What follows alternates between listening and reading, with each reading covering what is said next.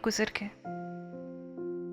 रूहान ने उस दौरान छत के हजारों चक्कर लगाए, लेकिन उसे वो लड़की दोबारा नजर नहीं आई। धीरे धीरे से उसकी उम्मीद दम तोड़ने लगी। कभी कभी तो लगता कि शायद वो लड़की नहीं, एक छलावा था जो एक बार आंखों से ओझल हुआ तो दोबारा कभी दिखा ही नहीं। पर उसकी सूरत रूहान के दिलो दिमाग में ऐसे नक्श होके रह गई थी कि उससे बड़ी हकीकत उसे दुनिया में कहीं दिखाई नहीं देती थी। कई बार उसने सोचा कि आमिर से कहे कि वो किसी तरह उस लड़की का पता कर दे, लेकिन उसे डर था कहीं ये बात आमिर के वालिद तक ना पहुंच जाए। वो नहीं चाहता था कि उनके सामने उसका भरम टूटे। उस दिन जुमा था। रूहान हस्बे मामूल जुमा के दिन शलवार सूट में यूनिवर्सिटी जाता था। आमिर उसे छेड़ता कि वो सफ़ेद शलवार सूट में गांव का चौधरी लगता। उस दिन क्लास से जल्दी फारिग होने के बाद वो आमिर के साथ कैफ़े चला आया। शेक ऑर्डर करने के बाद आमिर अपने मोबाइल में लग गया और रूहान की नज़रें पप्पू वेटर पे थीं। वैसे तो पप्पू 18 का था, लेकिन कद में मार खा गया। ऊपर से जिस्म भारी भरकम था, लेकिन चेहरे पे दाढ़ी मूछ का नामो निशान नहीं था। देखने में गुपलू सा बच्चा लगता था। नाम तो शायद उसका कुछ और ही था, लेकिन उसके खदोखाल से स्टूडेंट्स में उसका नाम पप्पू पड़ गया। कामचोर एक नंबर का था। रहमान चाचा की बीवी की साइड से था, इसलिए उन्होंने इसे मजबूरी में वेटर रख लिया। बातों ने ऐसा था कि जिस टेबल पे कुछ सर्व करने जाता वहीं खड़ा बातें बिगाड़ता रहता। रहमान चचा उसे आवाजें देते रहते, लेकिन जब तक 2-4 गालियां ना पड़ती तब तक वो वहां से टस से मस नहीं होता था। जब कोई रहमान चचा को कहता कि चचा आप इसे क्यों बर्दाश्त कर रहे हैं, इसे निकाल दें और इसकी जगह अच्छा काम वाला लड़का ले आए, रहमान चचा हंसते हुए कहते, मैंने अगर इसे निकाल दिया तो तुम्हारी चची मुझे घर से निकाल देंगी और तुम लोगों के लिए एक अच्छा और काम वाला चचा ले आएंगी। रूहान को पता था वो शेक लाने में देर कर देगा, इसलिए उसकी नजरें पप्पू पे थीं। जैसे रहमान चचा शेक तैयार कर लें, वो पप्पू को आवाज दे देगा। पप्पू कैफे के मेन डोर से बाहर निकलने ही लगा था, रूहान ने उसे रोकने के लिए हाथ से इशारा किया। इतने में फर्स्ट ईयर की 2 जूनियर स्टूडेंट्स एनी और निदा कैफे में दाखिल हुई, जिनसे रूहान की थोड़ी बहुत जान पहचान थी। रूहान ने सोचा कि उनमें से किसी को इशारा करे कि वो पप्पू को उसके पास भिजवा दे। रूहान ने लब हिलाए ही थे, एनी और निदा के बिल्कुल पीछे एक हसीना ने कैफे में कदम रखा। ब्लू जीन्स और वाइट टॉप में, घनी सियाह तराशीदा जुल्फें जो फिल्मी हीरोइंस की तरह हवा में उड़ती हुई उसके चेहरे का तवाफ कर रही थी।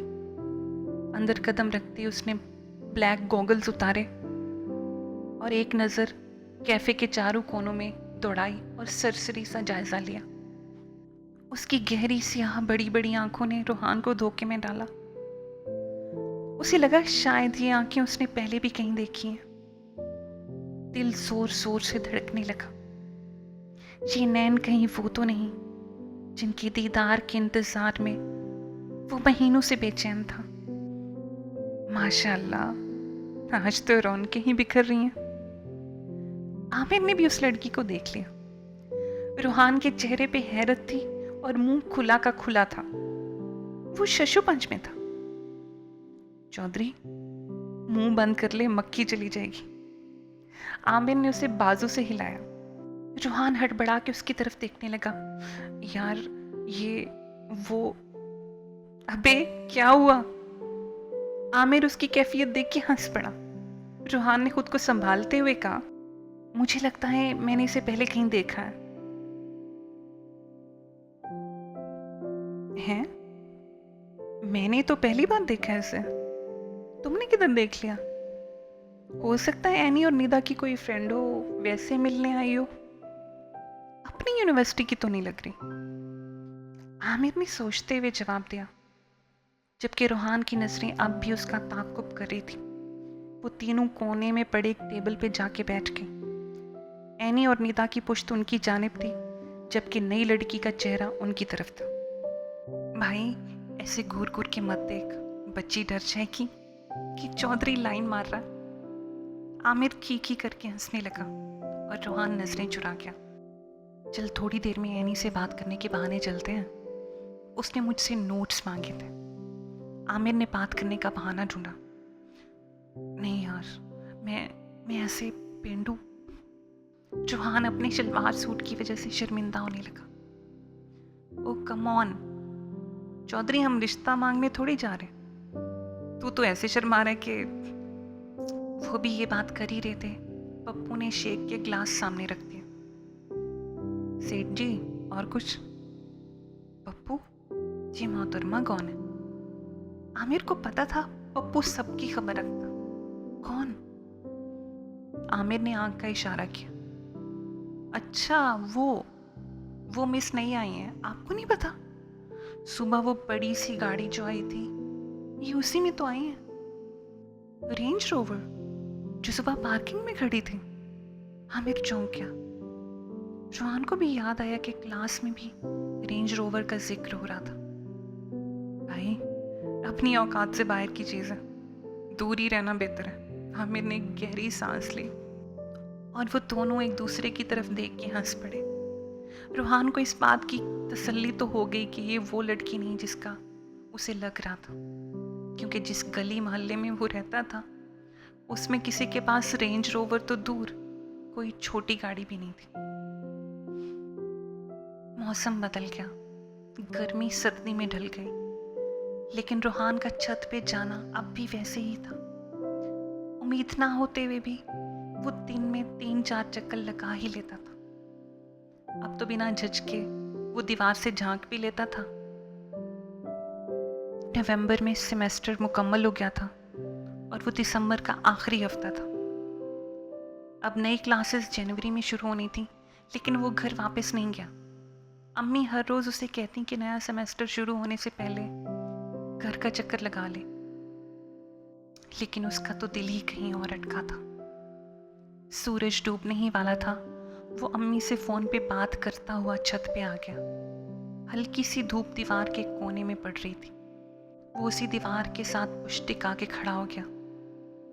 बात करते करते उसे एकदम से एहसास हुआ कि शायद दूसरी छत पे कोई है। उसके जिस्म में से बिजली सी गुजरी। बौखलाहट में उसने कॉल बंद कर दी और बगल में पड़ी चारपाई पे पांव रख के दीवार की दूसरी जानिब डरते डरते झांकने की कोशिश की। और बिलाखिर उसे वो नजर आ ही गई। लड़की की पुश्त उसकी जानिब थी। वो सामने वाली दीवार पे लटकी चादर उतारी थी। छत पे कोई और मौजूद नहीं था। रोहान ने सोचा कि शायद दोबारा ये मौका ना मिले, इसलिए एक बार उससे बात हो जाए। वो छाती तक दीवार के ऊपर उठा। वो लड़की काफी फासले पे बेध्यानी में खड़ी थी। रोहान को समझ नहीं आ रही थी कि कैसे आवाज दे। मोबाइल अब भी उसके हाथ में था, क्योंकि उसने अम्मी को खुदा हाफिज बोले बिना ही फोन बंद कर दिया था। अम्मी को लगा शायद नेटवर्क की वजह से कॉल बंद हो गई है, इसलिए उन्होंने दोबारा कॉल कर दी। और जैसे ही मोबाइल की बेल बजी, लड़की चौंक के उसकी तरफ मुड़ी और एक बार फिर रोहान का पांव चारपाई से फिसला और वो धड़ाम से नीचे गिरा। उसके जिस्म पे कपकपी तारी थी। उसने फोन नहीं उठाया।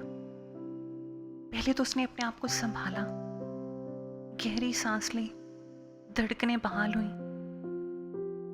वो उससे बात करने का मौका नहीं गंवाना चाहता था, इसलिए दोबारा चारपाई पे पांव रखे ऊपर चढ़ा।